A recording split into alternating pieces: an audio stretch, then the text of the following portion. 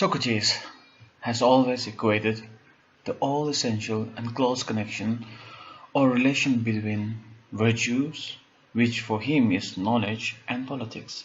Indeed, the reason why Socrates emphasizes the need for virtue in one's life has much to do with caring for one's soul, which in turn has a huge political implications within the realm of human affairs.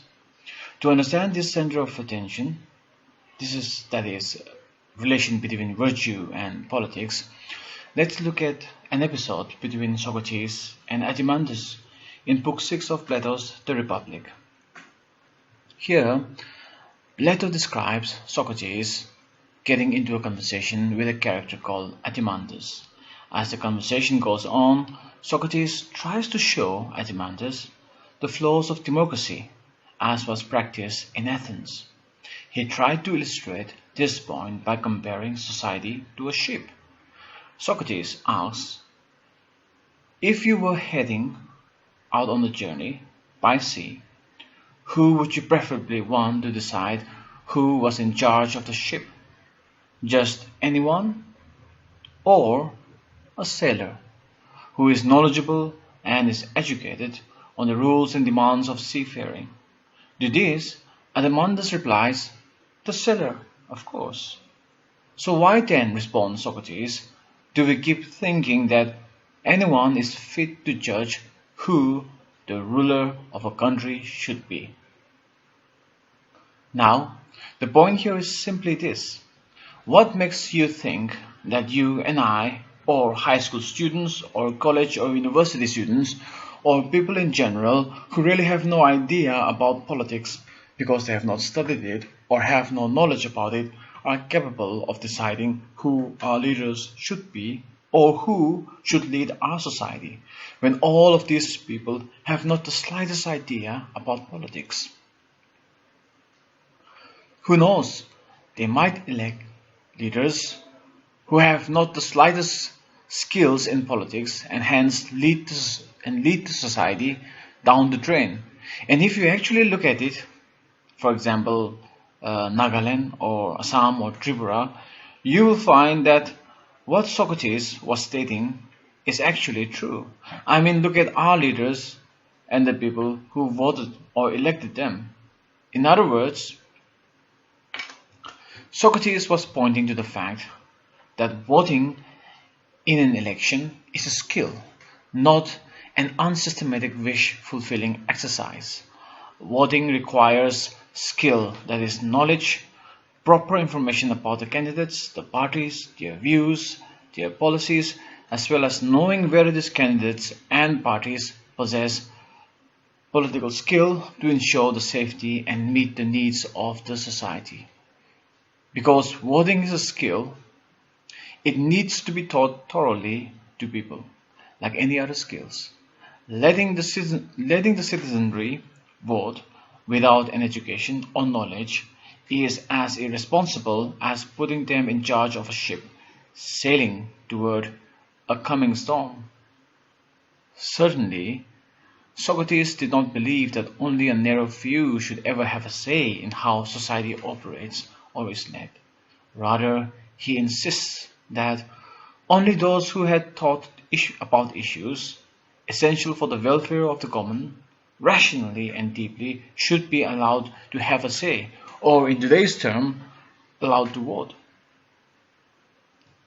Socrates is pointing to the fact that today we have forgotten this very essential and all-important distinction between a democracy by birthright and democracy where the participants or voters have actually studied and have a knowledge about issues at hand. We have given the vote to all without connecting it to that of knowledge, which Socrates has put much emphasis on. When Socrates speaks of such concerns regarding democracy, we must understand that he is speaking from experience. A soldier himself who fought and served for Athens against Sparta during the Peloponnesian War, Socrates had experienced how voting for leaders without knowledge by its citizens elected figures like Alcibiades, a rich charismatic, smooth-talking wealthy man who not only eroded basic freedoms, but also pushed Athens to a disastrous military adventure in Sicily during the Peloponnesian War with Sparta. To hone in this point, we can think of it as an imaginary debate between two candidates vying for a seat.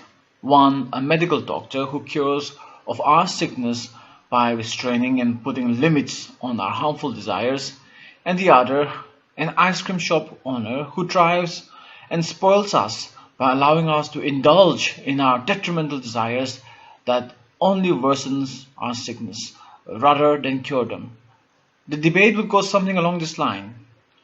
The sweet shop owner or the ice cream shop owner would say of his rival to the audience, "Oh, look everybody at this person here. He has done so much harm and evil on you. He stops you from eating sweet things, alcohol, tobacco, ice cream, and instead gives you bitter portion of medicine and tablets, and tells you not to eat and drink whatever you like. He'll never serve you with nor allow you to eat and feast on so many very pleasant things like I will." Now, Socrates will ask you or ask us to consider the audience response. In other words, how will the audience react to these accusations made by the ice cream seller against the doctor?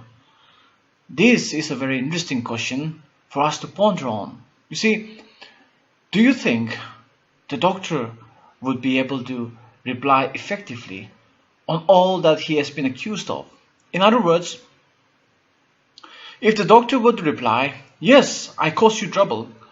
I tell you not to eat and drink whatever you like, and I go against your desires so that I may help you, so that it is all done to help you." This response would only cause a chaos among the voters. This would only cause an uproar among the voters. Do you think the voters like to hear what was just mentioned by the doctor? That they will be deprived of their desires and needs, even if it is only for their own good? Do you think that, for instance, during elections, people will like to hear that this time around there will be no vote buying by the candidates for the welfare and to bring development for the society? Do you think the voters will be happy to hear that? Instead, if you say that there will be no vote buying this election, you can only imagine that this will cause an uproar and anger among the voters, and instead they will go to the next candidate who will give them money and buy their votes, even if this is not good for them or the society in general. So the question is, who do you think the voters will go and give their votes to? The doctor or the ice cream seller? The answer is obvious: the ice cream seller. As a result, we have elected many ice cream shop owners, and I might also add gym owners, and very few doctors. Socrates knew how easily people seeking election could exploit our needs and our desires for easy answers. Indeed, this is what Socrates wants us to become aware of in terms of politics and virtue, or as he would say, knowledge.